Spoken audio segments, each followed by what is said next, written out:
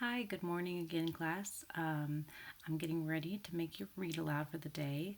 I just wanted to point out a couple things. Yesterday, some of you guys said that the me pausing to stop helped, and some of you wanted me to explain more terms, and some of you wanted me to explain less, and some of you said that me pausing while I was reading was distracting. So the solution that I've come up with is that I'm going to read aloud straight. I'm just going to read exactly what's written on the page, and I'm not going to stop and explain things. But I've made slides that I'm going to go through while I'm reading that explain some things that, like I've written it down. So the idea is if you come across a term that you're not familiar with, hopefully I've guessed that it wouldn't be familiar to you, and you can pause the video and you can read what's on the screen. So it's kind of like having footnotes. Um, so, yeah, I hope that helps. If you are someone who tends to know a lot of various terms already and you just want to listen to me read it out loud, then you obviously don't have to read what's on the screen. You can just listen to me reading and follow along with the text, maybe on your own phone or something like that. Okay? I hope this helps. We'll give this a try today, and I'll be asking for feedback just like I did yesterday to see what you guys think of it. So, here we go. The Murder on the Links, Chapter 2. An Appeal for Help. It was 5 minutes past 9 when I entered our joint sitting room for breakfast on the following morning. My friend Poirot, exact to the minute as usual, was just tapping the shell of his second egg. He beamed upon me as I entered. You have slept well, yes? You have recovered from the crossing so terrible? It is a marvel almost you are exact this morning. Pardon, but your tie is not symmetrical. Permit that I rearrange him. Elsewhere, I have described Hercule Poirot, an extraordinary little man. Height, 5 feet 4 inches, egg-shaped head carried a little to one side, eyes that shone green when he was excited, stiff military mustache, air of dignity immense. He was neat and dandified in appearance. For neatness of any kind he had an absolute passion. To see an ornament set crooked, or a speck of dust, or a slight disarray in one's attire, was torture to the little man until he could ease his feelings by remedying the matter. Order and method were his gods. He had a certain disdain for tangible evidence, such as footprints and cigarette ash, and would maintain that, taken by themselves, they would never enable a detective to solve a problem. Then he would tap his egg-shaped head with absurd complacency and remark with great satisfaction, "The true work, it is done from within, the little gray cells. Remember always the little gray cells, mon ami." I slipped into my seat and remarked idly, in answer to Poirot's greeting, that an hour's sea passage from Calais to Dover could hardly be dignified by the epithet terrible. Poirot waved his egg-spoon in vigorous refutation of my remark. Du tout. If for an hour one experiences sensations and emotions of the most terrible, one has lived many hours. Does not one of your English poets say that time is counted, not by hours, but by heartbeats? I fancy Browning was referring to something more romantic than seasickness, though. Ah, because he was an Englishman, an islander, to whom La Manche was nothing.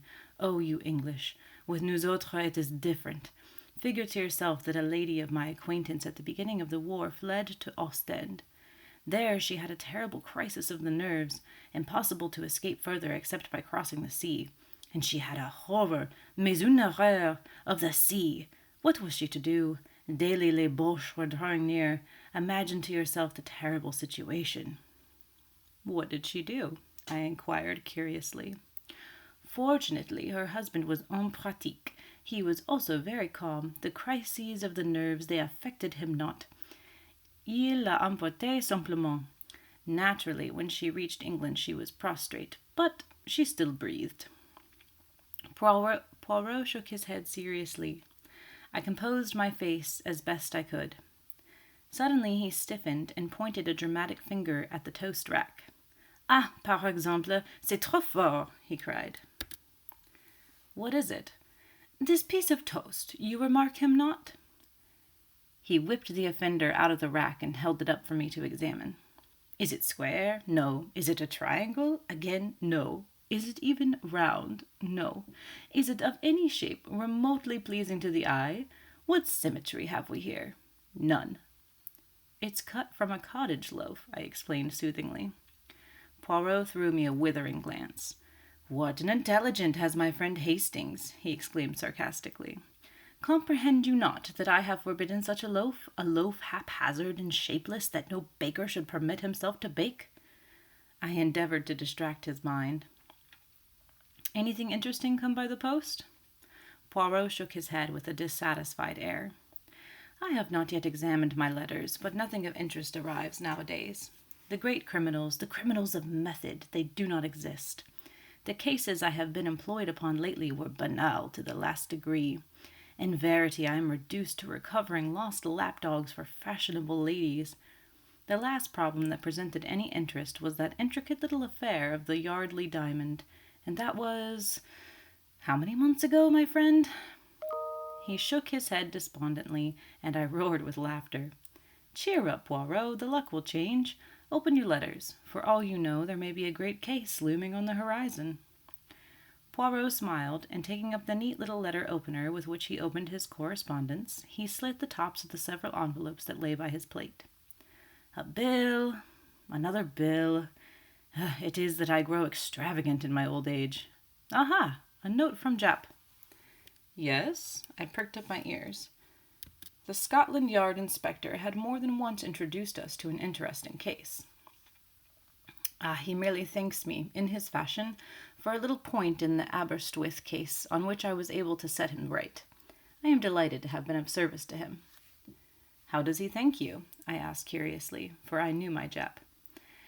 He is kind enough to say that I am a wonderful sport for my age, and that he was glad to have had the chance of letting me in on the case. This was so typical of Jap that I could not forbear a chuckle. Poirot continued to read his correspondence placidly. A suggestion that I should give a lecture to our local Boy Scouts. The Countess of Forfenach will be obliged if I will call and see her. Another lapdog, without doubt. And now for the last... I looked up, quick to notice the change of tone. Poirot was reading attentively. In a minute he tossed the sheet over to me. This is out of the ordinary, mon ami. Read for yourself.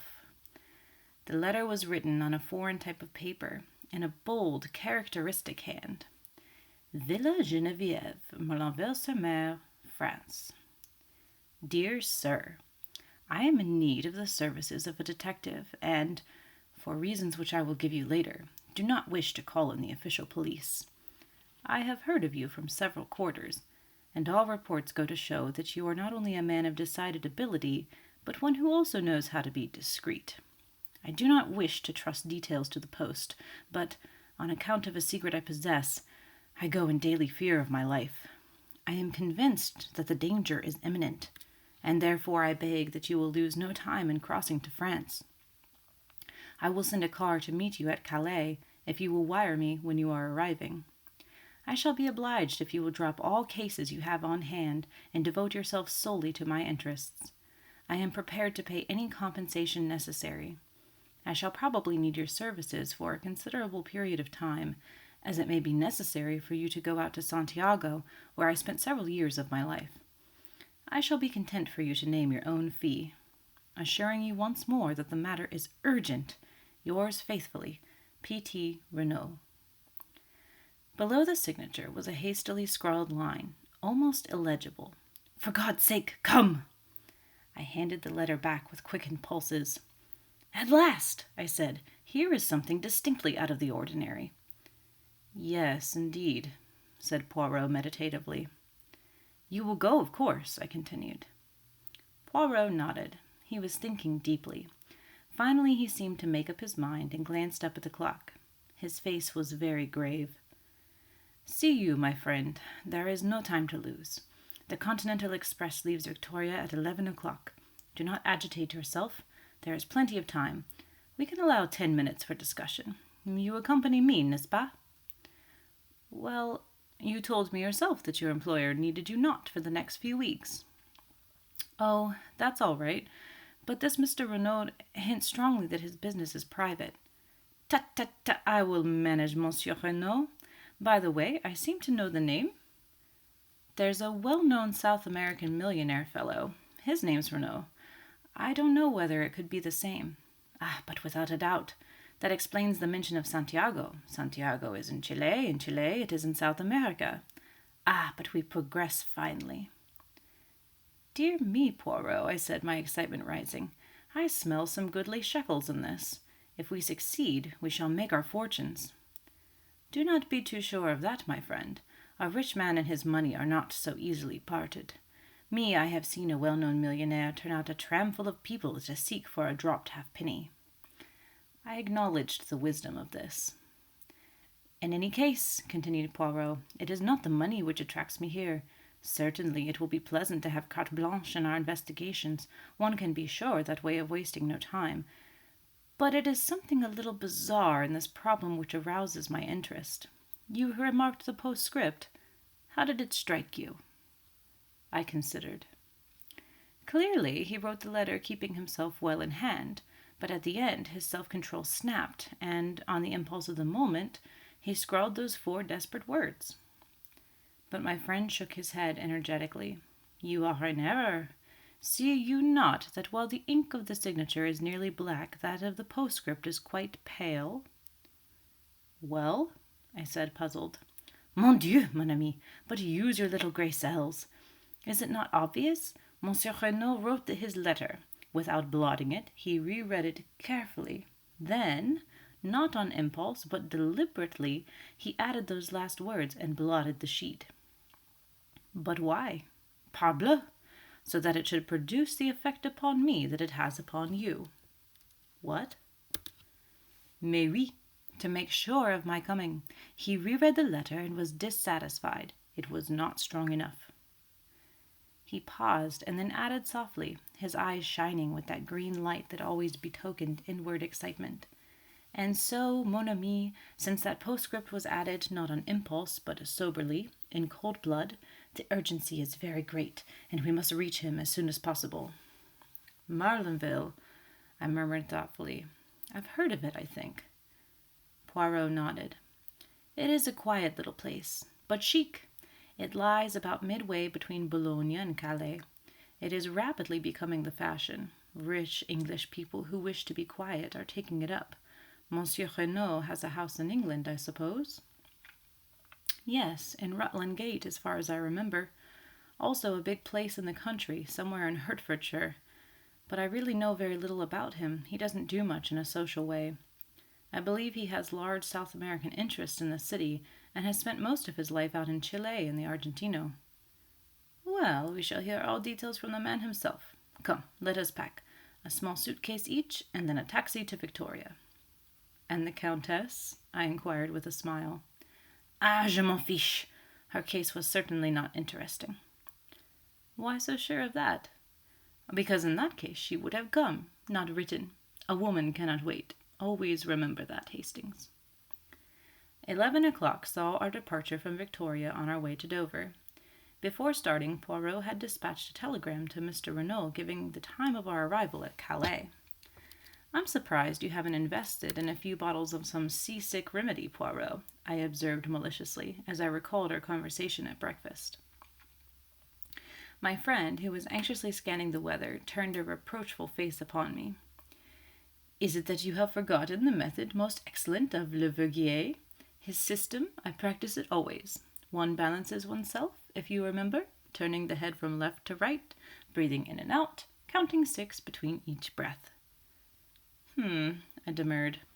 You'll be rather tired of balancing yourself and counting 6 by the time you get to Santiago, or Buenos Aires, or wherever it is you land. Quelle idée! You do not figure to yourself that I shall go to Santiago. Mr. Renault suggested in his letter. He did not know the methods of Hercule Poirot. I do not run to and fro, making journeys and agitating myself. My work is done from within. Here. He tapped his forehead significantly. As usual, this remark roused my argumentative faculty. It's all very well, Poirot, but I think you are falling into the habit of despising certain things too much. A fingerprint has led sometimes to the arrest and conviction of a murderer, and has, without doubt, hanged more than one innocent man, remarked Poirot dryly.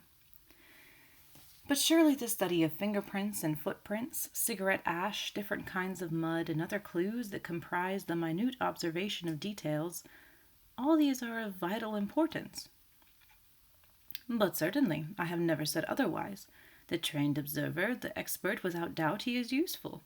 But the others, the Hercule Poirots, they are above the experts. To them, the experts bring the facts. Their business is the method of crime. To them, the experts bring the facts. Their business is the method of the crime, its logical deduction, the proper sequence and order of the facts, above all, the true psychology of the case. You have hunted the fox, yes? I have hunted a bit, now and again, I said, rather bewildered by this abrupt change of subject. Why? Eh bien, this hunting of the fox, you need the dogs, no? Hounds, I corrected gently. Yes, of course. But yet, Poirot wagged his finger at me. You did not descend from your horse and run along the ground, smelling with your nose and uttering loud ow-ows? In spite of myself, I laughed immoderately. Poirot nodded in a satisfied manner. So, you leave the work of the hounds to the hounds. Yet you demand that I, Hercule Poirot, should make myself ridiculous by lying down, possibly on damp grass, to study hypothetical footprints, and should scoop up cigarette ash when I do not know one kind from the other. Remember the Plymouth Express mystery. The good Jap departed to make a survey of the railway line. When he returned, I, without having moved from my apartments, was able to tell him exactly what he had found. So you are of the opinion that Jap wasted his time? Not at all, since his evidence confirmed my theory. But I should have wasted my time if I had gone. It is the same with so-called experts. Remember the handwriting testimony in the Cavendish case. One counsel's questioning brings out testimony as to the resemblances. The defense brings evidence to show dissimilarity. All the language is very technical. And the result? What we all knew in the first place. The writing was very like that of John Cavendish. And the psychological mind is faced with the question, why? Because it was actually his? Or because someone wished us to think it was his? I answered that question, mon ami, and answered it correctly. And Poirot, having effectually silenced, if not convinced me, leaned back with a satisfied air. On the boat, I knew better than to disturb my friend's solitude. The weather was gorgeous, and the sea as smooth as the proverbial mill-pond, so I was hardly surprised to hear that Le Vergier's method had once more justified itself when a smiling Poirot joined me on disembarking at Calais. A disappointment was in store for us, as no car had been sent to meet us, but Poirot put this down to his telegram having been delayed in transit. Since it is carte blanche, we will hire a car, he said cheerfully, and a few minutes later saw us creaking and jolting along in the most ramshackle of automobiles that ever plied for hire in the direction of Merlinville. My spirits were at their highest. What gorgeous air, I exclaimed. This promises to be a delightful trip. For you, yes. For me, I have work to do, remember, at our journey's end. Bah, I said cheerfully. You will discover all, ensure this Mr. Renaud's safety, run the would-be assassins to earth, and all will finish in a blaze of glory. You are sanguine, my friend. Yes, I feel absolutely assured of success. Are you not the one and only Hercule Poirot? But my little friend did not rise to the bait. He was observing me gravely. You are what the Scotch people call fey, Hastings. It presages disaster. Nonsense. At any rate, you do not share my feelings? No, but I am afraid. Afraid of what? I do not know, but I have a premonition, a je ne sais quoi. He spoke so gravely that I was impressed in spite of myself. I have a feeling, he said slowly, that this is going to be a big affair, a long, troublesome problem that will not be easy to work out. I would have questioned him further, but we were just coming into the little town of Merlinville, and we slowed up to inquire the way to the Villa Geneviève. Straight on, monsieur, through the town. The Villa Geneviève is about half a mile the other side. You cannot miss it. A big villa overlooking the sea. We thanked our informant and drove on, leaving the town behind. A fork in the road brought us to a second halt. A peasant was trudging towards us, and we waited for him to come up to us in order to ask the way again. There was a tiny villa standing right by the road, but it was too small and dilapidated to be the one we wanted. As we waited, the gate of it swung open and a girl came out. The peasant was passing us now, and the driver leaned forward from his seat and asked for direction. The Villa Genevieve, just a few steps up this road to the right, monsieur. You could see it if it were not for the curve. The chauffeur thanked him and started the car again. My eyes were fascinated by the girl who still stood, with one hand on the gate, watching us. I am an admirer of beauty, and here was one whom nobody could have passed without remark. Very tall, with the proportions of a young goddess, her uncovered golden head gleaming in the sunlight, I swore to myself that she was one of the most beautiful girls I had ever seen. As we swung up the rough road, I turned my head to look after her. By Jove, Poirot, I exclaimed, did you see that young goddess? Poirot raised his eyebrows. Ça commence, he murmured. Already you have seen a goddess. But hang it all, wasn't she? Possibly. I did not remark the fact. Surely you noticed her. Mon ami, two people rarely see the same thing. You, for instance, saw a goddess. I? He hesitated. Yes? I saw only a girl with anxious eyes, said Poirot gravely. But at that moment we drew up to a big green gate, and simultaneously we both uttered an exclamation. Before it stood an imposing sergeant de ville. He held up his hand to bar our way. You cannot pass, monsieurs. But we wish to see Mr. Renaud, I cried. We have an appointment. This is his villa, isn't it? Yes, monsieur, but... Poirot leaned forward. But what? Monsieur Renaud was murdered this morning. Dun, dun, dun. So there you have it, guys. That's the end of chapter 2. Our case has been fully set up for us. The lead people are in France, and the man who wrote the letter has been murdered. So we shall see what happens tomorrow in chapter 3. I hope you guys enjoyed this, and I hope it helped. Like I said, make sure you let me know during the exit ticket today, okay?